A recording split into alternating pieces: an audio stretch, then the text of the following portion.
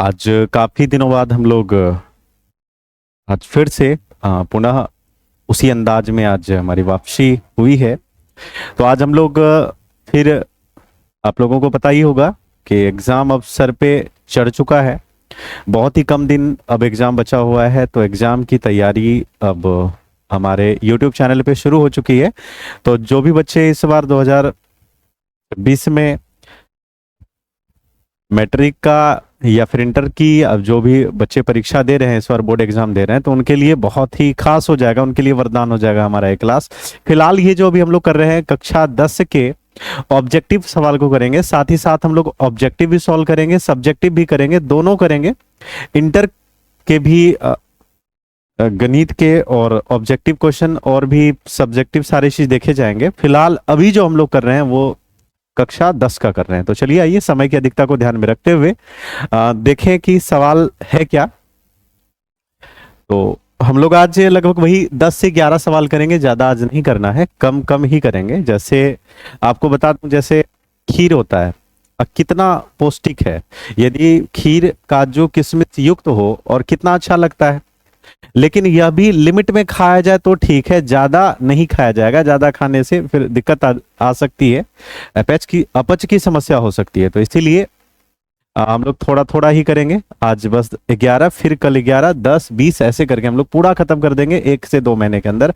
तो आप हमारे साथ ऐसे ही बने रहिए। तो चलिए शुरुआत करते हैं।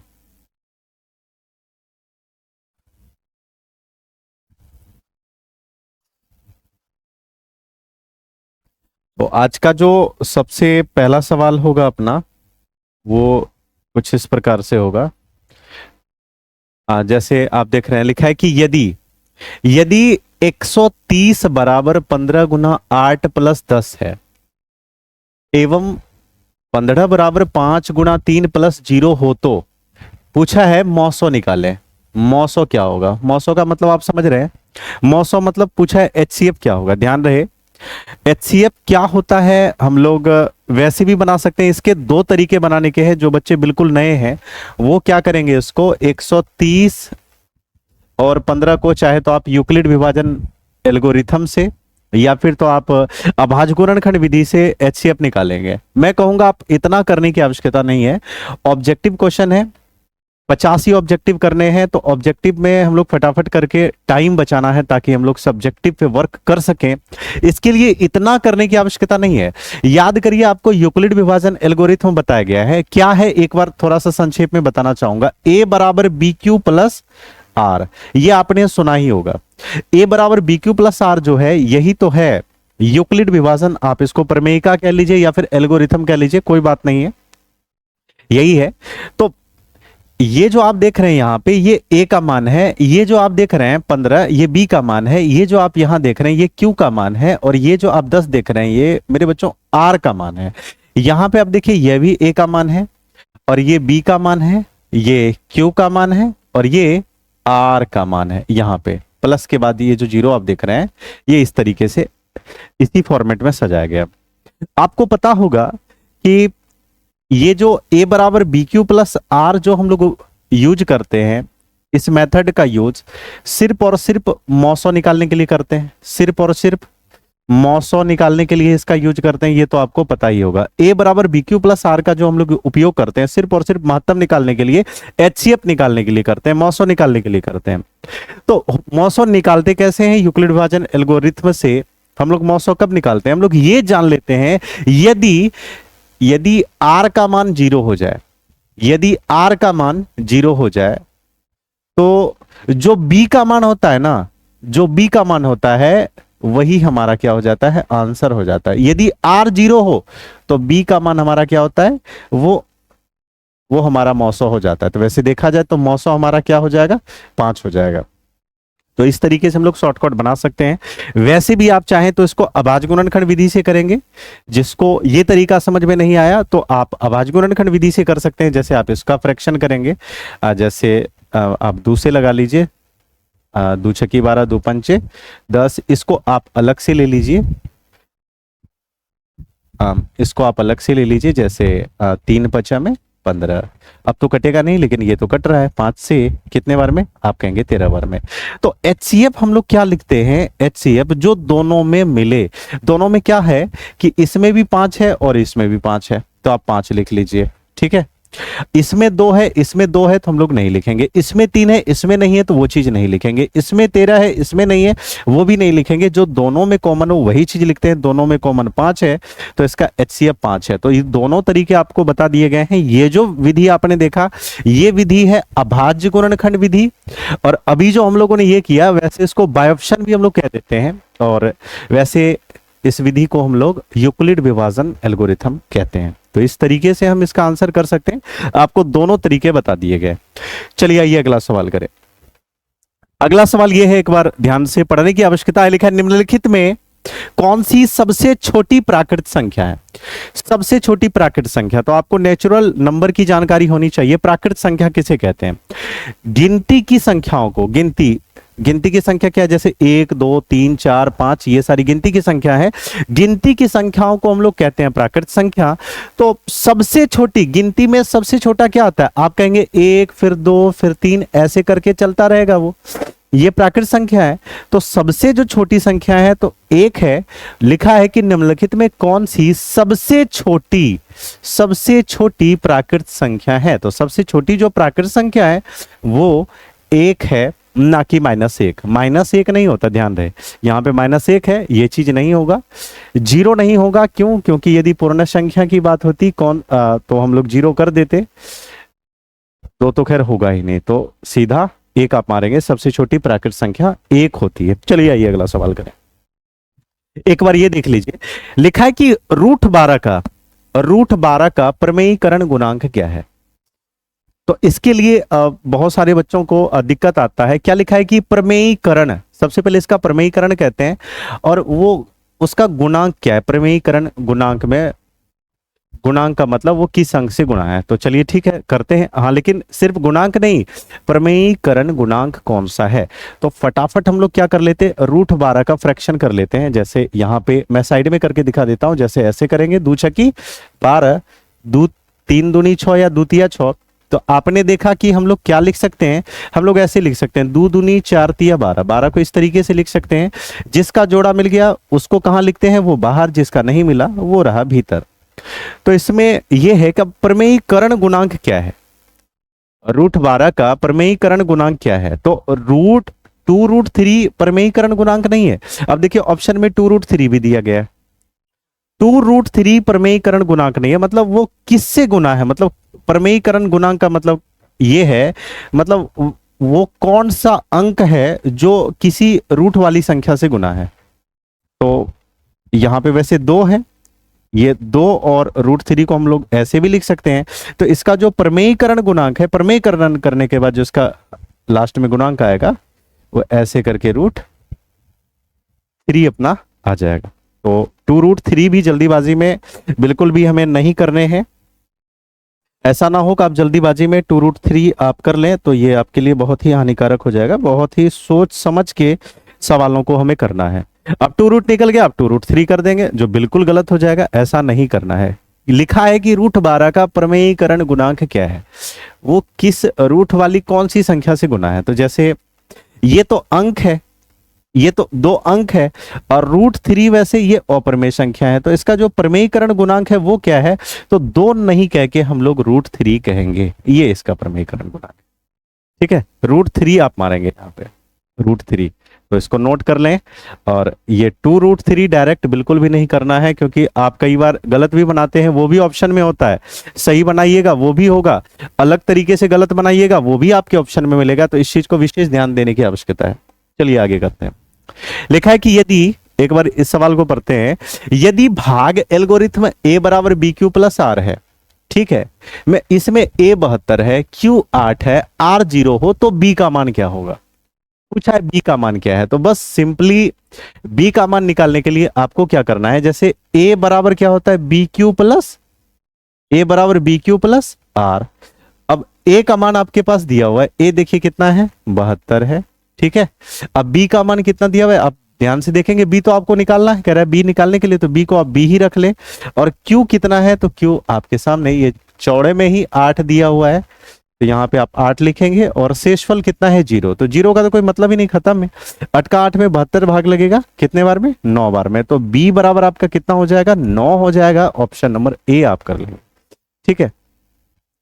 तो इस तरीके से इस सवाल को हम लोग कर पाएंगे बिल्कुल सेकेंडों में। आगे चलिए छठा सवाल करते हैं। छठा सवाल ये है कि 45 और 60 का मौसो क्या है। आइए आपको बाय ऑप्शन बताते हैं कि किसी सवाल को बाय ऑप्शन कैसे बनाएं। बाय ऑप्शन, तो बाय ऑप्शन कैसे बनाएं, वैसे आप कर सकते हैं 45 और 60 का जो एकदम बिल्कुल जो हैवी प्रैक्टिस किया है वैसे ही कह देगा इसका आंसर क्या होगा, लेकिन हम लोग करेंगे बाय ऑप्शन। बाय ऑप्शन में क्या है, हम लोग ऑप्शन से हिसाब में भाग देते हैं। यदि किसी भी 2 संख्या का, 3 संख्या का, 4 संख्या का, 20 संख्या का यदि HCF कहे निकालने के लिए, मौसो निकालने के लिए कहे, तो हम लोग क्या करेंगे, ऑप्शन से हिसाब में भाग देंगे। और ध्यान रहे हम लोगों को मौसो निकालना है, मतलब बड़ा से बड़ा। HCF का मतलब क्या होता है, हाईएस्ट कॉमन फैक्टर, मतलब बड़ा से बड़ा भाग। तो सबसे बड़ी संख्या से भाग देंगे। देखिए सबसे बड़ी क्या है, 45 है। 45 यदि 45 में भाग देते हैं तो 45 में तो लग जाता, लेकिन 60 से नहीं लगेगा, जबकि दोनों में लगना चाहिए, ये नहीं होगा। इसके बाद सबसे बड़ी संख्या क्या है, आप कहेंगे सर 15 है, तो 15 में 45 से भी भाग लग रहा है, 60 से भी भाग लग रहा है, दोनों से भाग लग रहा है, तो ऑप्शन नंबर डी ही राइट आंसर होगा। ये तरीका है बाय ऑप्शन, हम लोगों ने बाय ऑप्शन कर लिया इस चीज को। वैसे भी आप कर सकते हैं, 45 और 60 का मौसो निकालेंगे तो 15 ही निकलेगा। ये तरीका अपना बाय ऑप्शन था, आप निकाल लीजिए। अभाज्य गुणनखंड विधि से 15 ही आएगा, ठीक है। चलिए अगला करते हैं। अगला 7वां सवाल है, क्या है एक बार देखते हैं। लॉजिकल सवाल है, एक अशून्य परिमेय संख्या, एक अशून्य परिमेय और अपरिमेय संख्या का गुणनफल होगा। अच्छा, एक अशून्य परिमेय का मतलब देखिए, 0 भी परिमेय संख्या है, ध्यान रहे, शायद आपने कक्षा 9 में पढ़ा होगा, 0 भी परिमेय संख्या है। और है कैसे है, अब जैसे 0 है, इसके नीचे क्या है, 1 है। परिमेय संख्या के विषय में हम लोग क्या जानते हैं, परिमेय संख्या को P बटा Q के रूप में हम लिख सकते हैं, जहां Q बराबर नहीं हो 0, ठीक है। दुनिया की हर वो चीज परिमेय संख्या होगी जो P बटा Q के रूप में हो। ध्यान रहे, बस Q बराबर 0 नहीं होना चाहिए। दुनिया की हर वो चीज जिसको हम P बटा Q के रूप में लिख सकते हैं और Q बराबर 0 ना हो तो वो परिमेय संख्या कहलाती है। तो आप यदि 0 की बात करें तो 0 इसके हर में क्या होगा, किसी भी संख्याओं के नीचे 1 छुपा रहता है, तो ऊपर हो गया P और नीचे हो गया Q। तो 0 को हमने P बटा Q के रूप में लिखा, और यहां पे Q का जो आप मान देखेंगे, Q बराबर नहीं है 0। क्यों, क्योंकि Q का मान 1 है, 0 नहीं है। यही कारण है 0 भी परिमेय संख्या है, इसलिए पहले ही कह दिया एक अशून्य परिमेय संख्या, मतलब वैसी परिमेय संख्या हम लोगों को चूज करना है, सेलेक्ट करना है, 0 जो ना हो। तो 1 है, 2 है, 3 है, मतलब 0 के अलावा 0 भी परिमेय संख्या है, 0 को छोड़ के हमें कुछ भी लेना है। एक अशून्य परिमेय संख्या और अपरिमेय संख्या, अपरिमेय संख्या किसे कहते हैं, वैसी संख्या जिसका वर्गमूल पूरा ना हो वर्गमूल, ठीक है।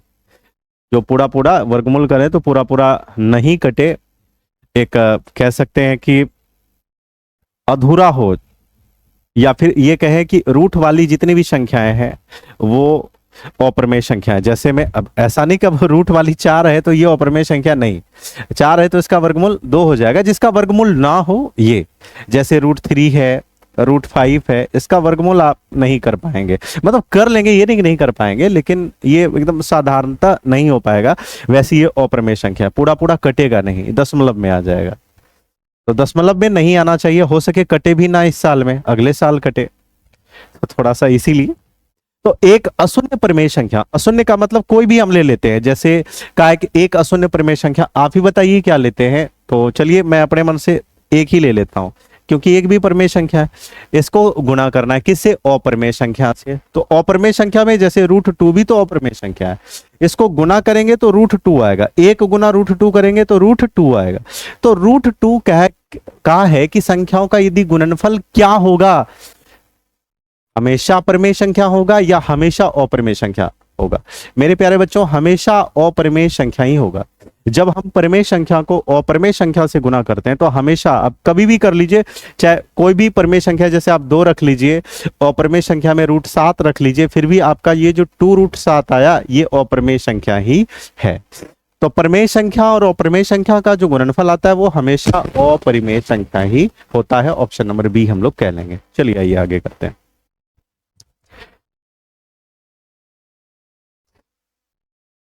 7वां सवाल है, यूक्लिड विभाजन एल्गोरिथ्म दो धनात्मक पूर्णांकों के निम्न में से किसे परिकलन करने का तकनीक है। जैसे यूक्लिड विभाजन एल्गोरिथ्म का जो हम लोग प्रयोग करते हैं वो क्या चीज करने के लिए, अभी कुछ देर पहले हम लोगों ने चर्चा की है, वो मौसो निकालने के लिए किया जाता है। यूक्लिड विभाजन एल्गोरिथ्म का जो उपयोग करते हैं हम लोग सिर्फ और सिर्फ मौसो निकालने के लिए, ना कि लॉसो। यूक्लिड विभाजन एल्गोरिथ्म का प्रयोग किसके लिए होता है? मौसो के लिए। Option number B. चलिए आइए आगे करें। एक ये देखिए बहुत ही खास, लाजवाब, जबरदस्त सवाल है। कैसे है एक बार देखिए। यदि p एक धनात्मक पूर्णांक है, धनात्मक पूर्णांक से आपका क्या अभिप्राय है? जैसे धनात्मक पूर्णांक का मतलब समझते हैं ना, पूर्णांक किसे कहते हैं ये समझिए। पूर्णांक का अर्थ होता है पूर्ण अंक। पूर्ण अंक, पूर्ण अंक जैसे जो दशमलव में ना हो, जैसे पूर्ण अंक है 2 है, 3 है, 4 है, 5 है, ये। अब जैसे 2.3 की बात करें तो ये पूर्ण अंक नहीं है, ये तो 2.4 अधूरा शधूरा अंक हो गया। तो लिखा है कि यदि p एक धनात्मक पूर्णांक हो तो p की जगह पे मैं एक ही मान लूंगा, p की जगह पे एक मान लेता हूं, क्योंकि एक भी तो धनात्मक पूर्णांक है, एक ही मानिए। आपको भी मैं ये सलाह दूंगा, ये मेरी स्पेशल एडवाइस है आपको। आप भी जब कुछ इस तरीके का सवाल करते हैं तो ये नहीं कि p का मान 14 मान लिया, 18, 2000, 3000, नहीं। आप एकदम छोटी से छोटी संख्या माने जिससे सवाल को हम जल्दीबाजी में सॉल्व कर सकें। मान लीजिए p एक धनात्मक पूर्णांक है, वो 1 है, कोई भी मान सकते, तो हमने 1 मान लिया। तो धनात्मक समपूर्णांक का रूप होगा। अब देखिए समपूर्णांक का रूप क्या होगा यदि हम लोग 1 माने। यहां पे यदि हम लोग देखेंगे, जैसे 2 गुना 1 करेंगे तो 2, 2 भी समपूर्णांक है। यहां 1 रखते हैं तो 1 तो खैर सम नहीं है। यहां पे हम लोग 1 यदि रखें तो 1 और 1 कितना आया? 2 आ गया। और यहां पे यदि हम लोग 1 रखें, मतलब जहां जहां p था वहां वहां हम लोगों ने 1 रख दिया। 2 गुना 1 प्लस 1 तो 3 हो गया। ध्यान रहे, यदि p एक धनात्मक पूर्णांक है, अब ये चीज भी एक बहुत बड़ा मायने रखता है। यहां पे ये स्पष्ट नहीं किया कि वो धनात्मक सम पूर्णांक है या विषम पूर्णांक है, ये चीज नहीं क्लियर किया, लेकिन ये कहा कि यदि p एक धनात्मक पूर्णांक है तो धनात्मक सम पूर्णांक का रूप होगा। देखिए वैसा यदि करते हैं तो अभी फिलहाल यदि हम लोग 1 रखते हैं तो 2 भी हमारा सम पूर्णांक है। और फिर ये आप देखेंगे बी नंबर ऑप्शन भी, ये भी समपूर्णांक आ जाएगा, सिर्फ डी नहीं होगा, सी नहीं होगा।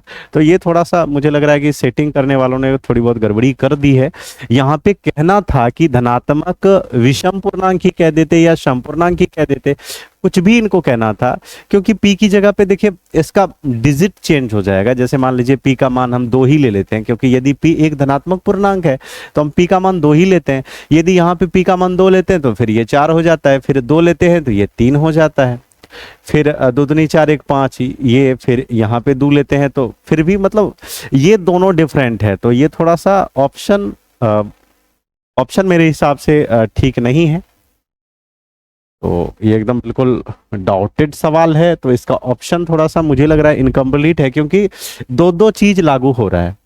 या फिर तो यहाँ पे ये कह दिया जाता है यदि p एक या फिर विषम ही पूर्णांक कह देता या फिर सम धनात्मक पूर्णांक कुछ भी कह देता तो शायद निकालना आसान हो जाता। चलिए अगला ही करते हैं। ये थोड़ा सा इसका ऑप्शन सटीक नहीं है। चलिए आगे करें। लिखा है कि किसी धनात्मक पूर्णांक q के लिए अब प्रत्येक धनात्मक विषम पूर्णांक का रूप होगा। अब ध्यान दीजिए, विषम पूर्णांक, ध्यान रहे एक चीज, यदि हम लोग सम संख्या प्लस में विषम संख्या करते हैं, सम में जैसे ही कोई विषम संख्या जोड़ेंगे तो हमेशा जो आंसर आएगा वो विषम संख्या ही आएगा। क्या आएगा? विषम संख्या आएगा। और सम में सम जोड़ेंगे तो सम ही आएगा, विषम में विषम जोड़ेंगे तो सम आएगा। ठीक है, तो अब देखेंगे सम प्लस विषम, सम में विषम को जोड़ेंगे तो कौन सी संख्या आती है, विषम संख्या। तो यहां पे आप q को भूल जाएं या फिर q की जगह पे आप एक ही मान लें, जैसा कि हम लोग हमेशा से मानते आए हैं। q की जगह पे आप एक मानेंगे तो वैसे भी q कैंसिल हो जाएगा हर जगह से। तो आप इस तरीके के सवालों में q को मानना भूल जाएं। आप संख्या देखिए, देखिए 6 कौन सी संख्या है, आप कहेंगे सम पूर्णांक, ये तो सम है, लेकिन कह रहा है कि विषम कौन सा है, हमें तो विषम खोजने के लिए कह रहा है।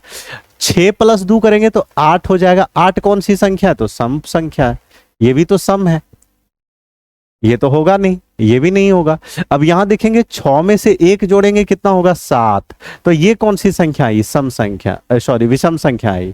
7 कौन सी संख्या है, विषम संख्या, तो ऑप्शन नंबर सी होगा। यहां आप देखेंगे 6 4 कितना हो जाएगा, 10, ये भी सम संख्या आया। तो हमसे ये पूछा था कि यदि किसी धनात्मक पूर्णांक q के लिए प्रत्येक धनात्मक विषम पूर्णांक का रूप क्या होगा, प्रत्येक धनात्मक विषम पूर्णांक इनमें से 4 ऑप्शन में कौन सा होगा।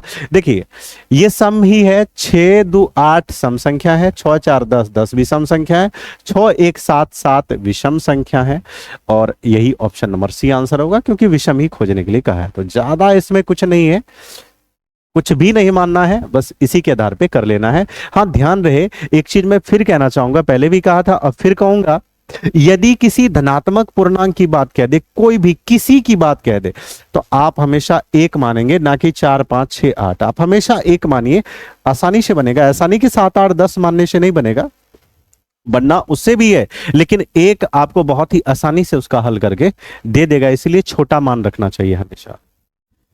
तो चलिए अगला सवाल करें। देखिए क्या लिखा है 10वें नंबर में, ये ऑब्जेक्टिव नहीं है, ये सब्जेक्टिव है। वैसे इस तरीके का सवाल एग्जाम में 2 नंबर के पूछे जाते हैं, ध्यान रहे। तो इसको किस तरीके से हल करने के लिए कहा है ये देख लेते हैं। यूक्लिड विभाजन एल्गोरिथम का प्रयोग करके 867 और 255 का महत्तम समावर्तक ज्ञात करना है। तो इसमें हमें यूक्लिड विभाजन एल्गोरिथम का प्रयोग करना है, तो चलिए प्रयोग करते हैं यूक्लिड विभाजन। लेकिन इसको करने से पूर्व आप क्या करिए, पहले इसको तो बनाया ही होगा। हम जानते हैं जो सबसे छोटा रहता है उससे हम भाग देते हैं, और जो सबसे बड़ा है उसको बीच में रखते हैं। वैसे ये जो भाग विधि है ये यूक्लिड विभाजन एल्गोरिथम ही है, हमें नहीं पता था कि यूक्लिड विभाजन एल्गोरिथम है। अभी तक हम लोग बचपन से करते आ रहे थे, हम लोगों ने भाग सीखा, तो शायद हमारे शिक्षक ने, हमारे टीचर ने ये नहीं कहा कि ये मेरे बच्चों ये यूक्लिड विभाजन एल्गोरिथम है। लेकिन आगे चल के ये तो खैर क्लियर होना ही था कि हम लोग जिस विधि से बना रहे थे यही था यूक्लिड विभाजन एल्गोरिथम। तो चलिए आइए करते हैं, इसको पहले भाग कर लेते हैं, भाग विधि द्वारा महत्तम कैसे निकालते हैं, बचपन में ही हम लोग पढ़ चुके हैं। चलिए आज पर रिपीट हो जाएगा, तो एक बार चलिए 3 बार में करके देखते हैं कितना होता है। 5 तिया 15 और 25 तिया 75, 1 76। चलिए घटाइए, 7 में 5 गया 2, 6 में 6 गया 0, 8 में 7 गया 1। अब यहाँ पे इनको घेरिएगा और 255 यहाँ पे में लिखना है। कितने बार में आप कटाएंगे, आप कहेंगे सर 2 बार। 2 बार में 200 कितना हो जाएगा, 4। चलिए पुनः घटाइए, 5 में 4 गया 1, और ये हो गया आपका 5, और ये खत्म।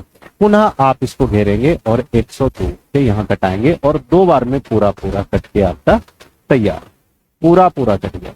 मेरे प्यारे बच्चों जब पूरा पूरा कट जाता है, ये यहाँ पे नहीं, हमारा आंसर यहाँ का, ये ध्यान दें। तो 51 आंसर क्या हम लोग डायरेक्ट ऐसे 51 लिख देंगे, हो जाएगा? बिल्कुल नहीं, ऐसे लिखेंगे तो हमारा गलत हो जाएगा। क्यों? क्योंकि है हालांकि यूक्लिड विभाजन एल्गोरिथम ही, लेकिन लिखने का प्रोसेस ऐसा नहीं होता है। आइए आपको प्रोसेस बताते हैं, लिखना कहते हैं। आप चाहे तो उसको कर लीजिए हल। अच्छा, बहुत सारे बच्चों को ये डाउट होता है, बहुत सारे बच्चे इसको हलह पढ़ते हैं। नहीं, ये हलह नहीं है, ये हलह नहीं है। ये जो आप चिन्ह देख रहे हैं ना, ये चिन्ह, इसमें आपको बिल्कुल कंफ्यूज नहीं होना है। ये जो आप चिन्ह देख रहे हैं, ये इस चिन्ह को कहते हैं इस प्रकार। इस चिन्ह को हम लोग क्या बोलते हैं? इस चिन्ह को बोलते हैं इस प्रकार। ये ध्यान दो, बहुत सारे बच्चे हलह पढ़ते हैं, तो ये भी आप समझ लीजिए। इस चिन्ह को करते हैं, मतलब ये ऐसा है कि ये जो सवाल हमसे पूछा है हल इस प्रकार है, आगे हम लोग करेंगे किस प्रकार है, इसीलिए इस प्रकार ना लिख के हम लोग ये चिन्ह दे देते हैं। ठीक है, तो अब इसमें करना क्या है, हम लोग यहां पे लिखेंगे यूक्लिड विभाजन प्रमेयिका से या फिर एल्गोरिथम से हम लोग लिख सकते हैं, कोई दिक्कत नहीं है, एल्गोरिथम से। तो क्या है यूक्लिड विभाजन एल्गोरिथम? तो आप कहेंगे ए बराबर बी क्यू प्लस में आर, ठीक है, ये है। तो इसी फॉर्मेट में हमें आगे चल के लिखना है कुछ स्टेप्स में।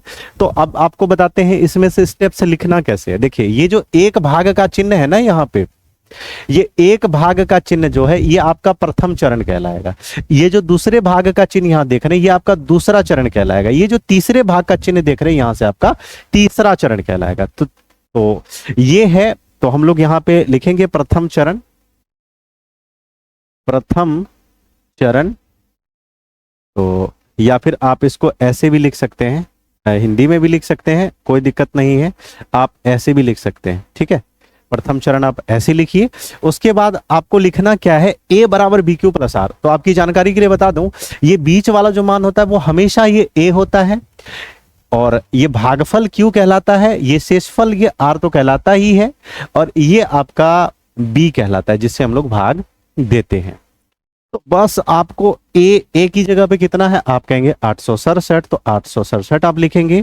बी का मान कितना है, तो 255, आप यहां पे 255 लिखेंगे। क्यू की जगह पे आपका 3 है, 3 लिखेंगे। आर की जगह पे 102 लिखेंगे। ये आपका हो गया प्रथम चरण। एक भाग वाला तो आपने कर लिया, एक भाग वाला, ये आपका प्रथम चरण कंप्लीट हो गया। हम लोग लिखेंगे दूसरा चरण। नेक्स्ट, अब दूसरे चरण में हम लोग यहां आ जाएंगे इस जगह।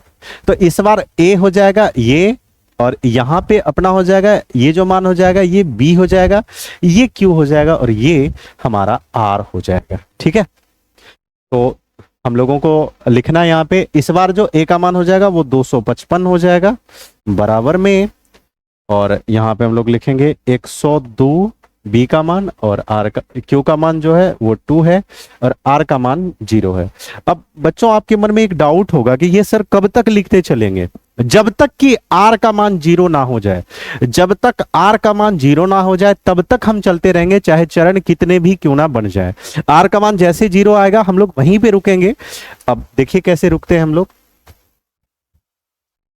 थोड़ा सा जगह का अभाव है तो मैं यहां पे कर देता हूं तीसरा चरण। ये रहा तीसरा चरण।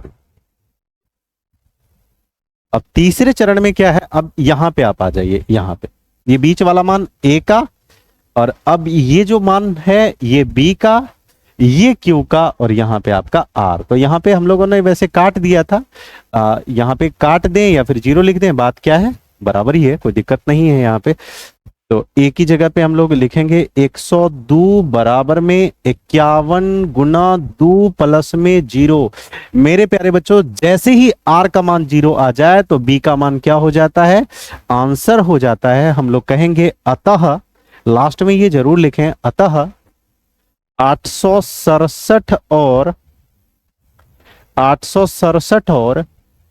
255 का मौसो 51 है, ठीक है। ये बस इस तरीके से लिखना है, ये हमारा फाइनल प्रोसेस है। एक बार आप इसको लिखिए। अब देखिए, ये इस तरीके का जो सवाल है ये 2 नंबर का एग्जाम में प्रायः पूछा जाता है, ध्यान रहे 2 नंबर का पूछा जाता है। और ये ऐसा सवाल है, ये एक ऐसा चैप्टर है जो Rajasthan board, UP board, Bihar board, फिर ये सारे बोर्ड से, मतलब लगभग बहुत सारे बोर्डों में ये है। ये ऐसा नहीं कि ये सिर्फ अपने बिहार बोर्ड में है, ये हर जगह है। यही कारण है कि चैप्टर ही थोड़ा सा स्टैंडर्ड टाइप का है। तो एक बार आप इसको देख लीजिए। और एक अंतिम सवाल हम लोग करेंगे, वही 11 नंबर का सवाल होगा, ठीक है। ये सेम टू सेम एकदम एज इट इज करना है, कोई अंतर नहीं, वैसे ही करना है। आप इसको पहले क्या करेंगे, आप चलिए हम लोग थोड़ा सा इसको भाग दे लें, पहले भाग विधि से ही पहले बना लेते हैं, थोड़ा ज्यादा अच्छा रहता है। इसको बनाएंगे 272, तो 272 तो कितने बार में कटेगा, तो लोग 27 तिया 81, 3 बार में कटाने का प्रयास करते हैं। 3 दूनी 6, 7 21, और 3 दूनी 6 2 8। चलिए देखते हैं क्या आता है। तीन दूनी 6, सत्या 21 और तीन दूनी 6 2 8, 12 में 6 गया 6 और 2 में 1 गया 1 और 9 में 8 गया 1। चलिए वो तो गया, 12 में 6 गया 6, यहाँ 2 में 1 गया 1 और यहाँ 10 में 8 गया 2 हो जाएगा। यहाँ पे 12 में 6 गया 6 और यहाँ 2 में 1 गया 1, 10 में 8 गया 2। यहाँ से घेरेंगे और 272 को हम लोग लिखेंगे। कितने बार में कटाएंगे आप? एक बार में 216। फिर आप घटाइए, 12 में 6 गया 6, यहाँ बचा 6, 6 में 1 गया 5 और ये रहा आपका खत्म। अब इस 56 से भाग देंगे 216 में, कितने बार में भाग लगेगा? तो 5 चौके 20, देखते हैं 4 बार में ज्यादा हो जाएगा। हाँ ठीक है, ज्यादा हो जाएगा, 3 ही बार लेना पड़ेगा। 6 तिया 18, 5 तिया 15, 1 16, 16 में 8 गया 8 और यहाँ 10 में 6 गया 4, ये आपका खत्म हुआ।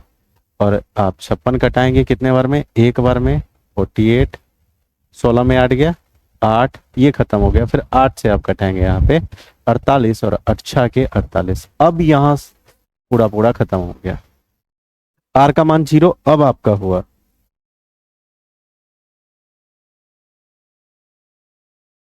तो ये आप देख ही रहे हैं। तो ये तो अब यहाँ पे कितने चरण बनेंगे आप पहले ही स्पष्ट कर दूं आपको। देखिए, एक चरण, एक चरण, 2 चरण, 3 चरण, 4 चरण और ये 5वें चरण में हुआ 0। तो ऐसे करके निकलेंगे। बस हम लोग लिख लेते हैं, ज्यादा कुछ नहीं करना है। ऐसे हल इस प्रकार है कि आप डायरेक्ट भी लिख सकते हैं, कोई दिक्कत नहीं है। ए बराबर बी क्यू प्लस में आर, तो या फिर एक ये लिख ही लीजिए, ज्यादा अच्छा रहेगा। यूक्लिड विभाजन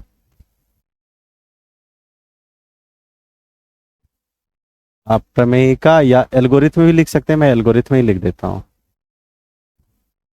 एल्गोरिथम से इतना आप लिखेंगे और अब आपको लिखना है यहाँ पे प्रथम चरण। तो प्रथम चरण में बस सेम टू सेम लिखना है। तो 1032 हो जाएगा अपना यहाँ पे, बराबर में 272 एक ही जगह पे।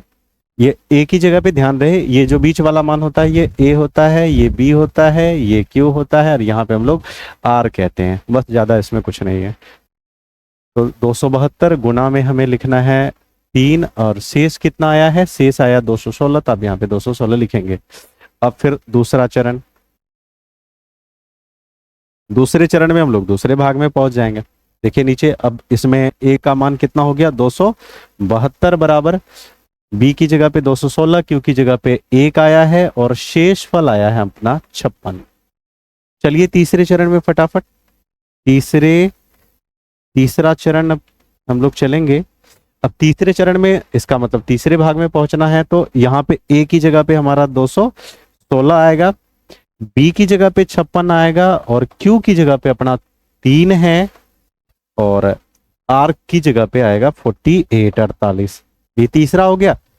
अब यहां पे हम लोग थोड़ा सा कर लेंगे, जगह काफी है। अब चौथा चरण, तो अब चौथे में 1 हो गया, 2 हो गया, 3 हो गया और ये चौथा। तो ए की जगह पे क्या लिखना है आपको? 56 लिखना है। बी की जगह पे आप 48 लिखेंगे, क्यू की जगह पे आप 1 लिखेंगे जैसा कि वहां है, और आर की जगह पे आपको लिखना है 8। चलिए ये अंतिम चरण है, पांचवा चरण। तो पांचवें चरण में आपको ए की जगह पे 48 लिखना है, बी की जगह पे 8 लिखना है, क्यू की जगह पे 6 लिखना है और आर की जगह पे हो गया 0। जैसे ही आर का मान 0 हो गया, बी की वैल्यू जो होती है वो आंसर हो जाती है। अतः आप कह सकते हैं, अतः 272 और 1032 का मौसौ कितना है? 8 है। इस तरीके से आप सवालों को कर सकते हैं। चलिए आज इतना ही, आशा करता हूं आपको समझ में आया होगा। नहीं भी समझ में आया हो कोई बात नहीं, आप छोड़ दीजिए, जो चीज़ समझ में नहीं आ रहा है छोड़ दीजिए, और आप धीरे धीरे देखते रहिए, धीरे धीरे आपको समझ में आएगा। जिस दिन आपको समझ में आया, सब समझ में आएगा, टेंशन लेने की आवश्यकता नहीं है। तो चलिए आज इतना ही, मिलते हैं अब अगली वीडियो में। धन्यवाद।